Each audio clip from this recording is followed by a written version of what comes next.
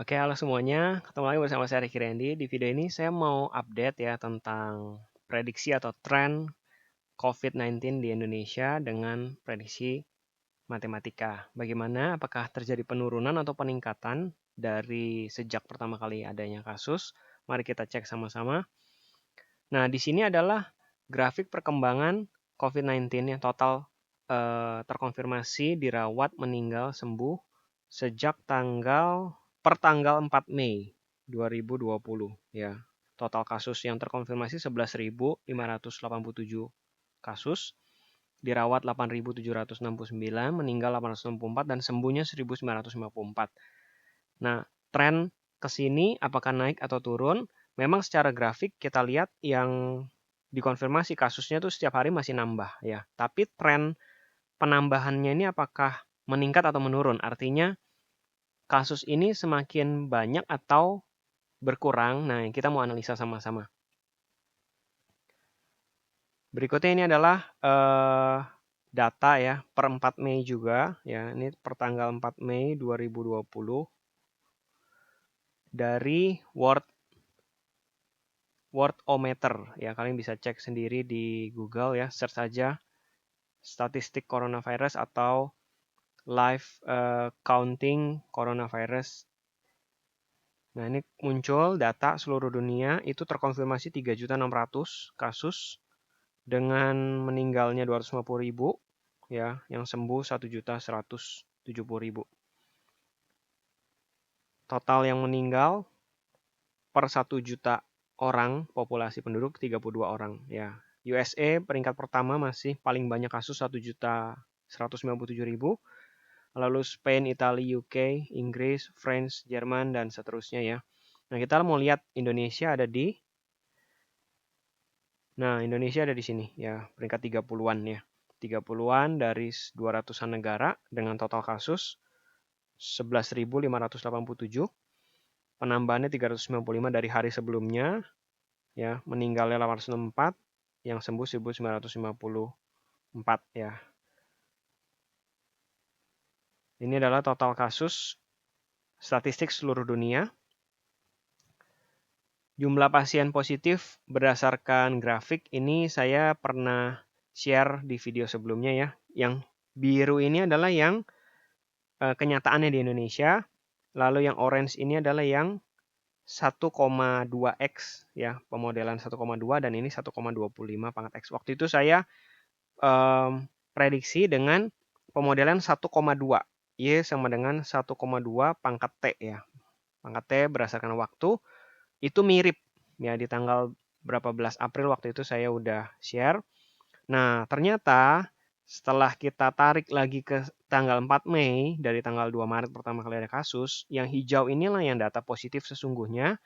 Yang kuning adalah 1,16 pangkat T, yang coklat bawah ini adalah yang 1,1575 pangkat T. Jadi bedanya nih tipis, 1,16 dan 1,1575 itu bedanya cuma 0,025 ya. Tapi nanti kita lihat ya sama-sama. Nah, ini adalah total grafiknya, angka-angkanya ya, jumlah pasien positif yang sekarang ya. Itu yang ini yang real nih, ya ini yang real. Lalu 1,1575 ini angka-angkanya dan 1,16 yang ini. Nah, kalau kalian perhatikan, tanggal 4 Mei itu 11 ribuan realnya ya. Jadi paling mirip itu dengan 1,1575. 11.600 ya, beda dikit dibandingkan 1,16 13.000. Ini udah melenceng jauh ya kan.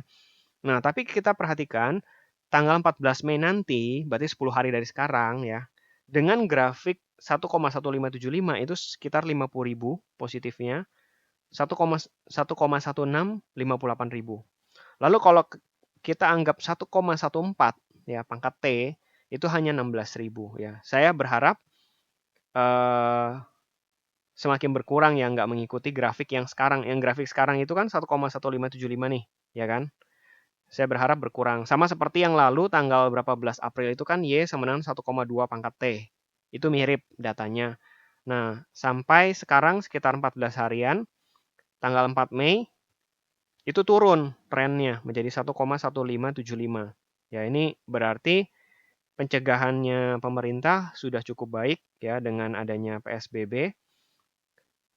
Laju penularannya bisa ditekan dan juga kesadaran masyarakat lebih peduli dengan kesehatan masing-masing, lalu juga menghindari kerumunan ya, social distancing, physical distancing. Ini cukup berhasil jadi 1,2 menjadi 1,1575 penurunannya cukup besar. Saya berharap ya dalam 10 hari, 14 hari ke depan ya berkurang terus ya. Jadi nggak 1,1575 jadi 1,14 atau bahkan 1,13, 1,12 sampai akhirnya yang recovery-nya semakin banyak dan penularannya lebih dikit.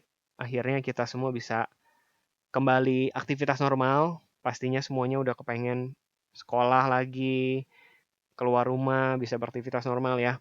Kita berharap ini dengan social distancing masih sama-sama kita menahan diri sampai benar-benar laju pengurangan kasusnya ini, laju penambahan kasusnya ini tidak banyak dan malah berkurang gitu ya.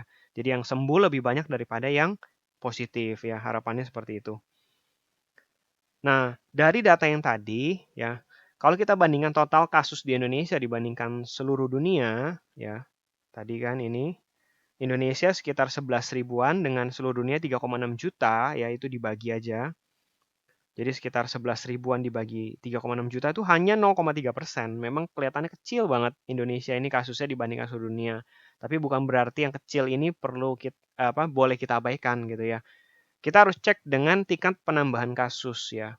Tingkat penambahan kasus itu adalah, jadi misalnya contohnya ini ya, dari 3 Mei ke 4 Mei ini nambah sekitar 300 kasus. Itu dibagi dengan 11.000, dibagi dengan jumlah kasus sebelumnya itu berapa persen gitu ya. Ini juga sama nih, selisihnya berapa dibagi dengan yang sebelumnya itu dapat berapa persen. Itu namanya tingkat penambahan kasusnya dari hari ke hari. Itu tanggal 1 April di rata-rata dari tanggal 2 Maret, 3 Maret sampai 1 April ya. Per hari itu nanti di rata-rata penambahan kasusnya itu sekitar 9,75%. Nah, kabar baiknya adalah dari tanggal 1 April ke tanggal 29 April, kalau kita rata-rata tingkat penambahan kasusnya ini menurun. Jadi 6,64% ini efek dari PSBB nih ya. PSBB lalu kegiatan ekonomi dihentikan sementara, di transportasi umum atau transportasi pribadi juga diatur dengan baik, juga kesadaran masyarakat yang semakin meningkat dengan menjaga kebersihan masing-masing. Ini cukup berhasil menekan laju penambahan kasus. Ya kita berharap penambahan kasusnya ini sampai 0 ya, tidak ada yang nambah lagi, bahkan yang recovery-nya yang naik gitu ya, yang bertambah terus. Kalau kita cek dari tes PCR, polymerase chain reaction ya, tanggal 1 April itu yang dites PCR dibandingkan total kasus ya, rata-ratanya adalah 1,84%, tanggal 29 April 6,83%. Berarti yang jumlah dites ini makin banyak ya kan, dari 1,84 ke 6,83. Ini kalian bisa lihat tadi di grafik ini ya. Total yang dites itu di sini nih, total tes 116.000. Ya, itu per tanggal 4 Mei. Dari 116.000 yang positif tuh 11 ribuan gitu ya. Jadi ini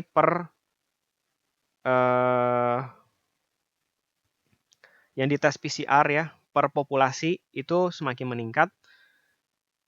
Dan tingkat kesembuhan sejak tanggal 16 April itu sudah lebih besar daripada tingkat kematian. Ini adalah kabar baik juga bahwa yang recovery jauh lebih banyak daripada yang kematian dengan total yang sembuh 14% ya di tanggal 29 April dan kematian 8,02%. Ya kita berharap yang sembuh semakin banyak, ya yang kemungkinan meninggalnya ini semakin berkurang dan total kasus semakin berkurang juga sehingga kita semua bisa kembali aktivitas dengan normal. Ya secara umum memang di Indonesia ini tren pertambahan kasusnya menurun ya dibandingkan sepanjang bulan Maret dan dibandingkan sepanjang bulan April itu makin menurun sekitar 3%. Berharap di bulan Mei ini bisa terus berkurang ya jadi 3% di akhir Mei atau mungkin bisa di bawah 3% langsung sehingga di Juni udah benar-benar tidak ada yang nambah kasus, Juli itu udah mulai recovery dan semua kembali normal ya. Pesannya tetap menahan diri masing-masing, jangan keluar rumah dulu, tetap kita social distancing, physical distancing ya, jaga jarak dengan orang, juga kurangi keluar rumah. Kalau untuk hal-hal yang nggak perlu keluar rumah dulu. Lalu tetap jaga kesehatan masing-masing ya, olahraga, jaga makan, pola makan, lalu juga kebersihan terutama ya, area tangan yang sering memegang sesuatu, handphone dan lain sebagainya, kalian rajin bersihkan. Bisa baca banyak ya di internet cara membersihkan dan mencuci tangan yang baik seperti apa.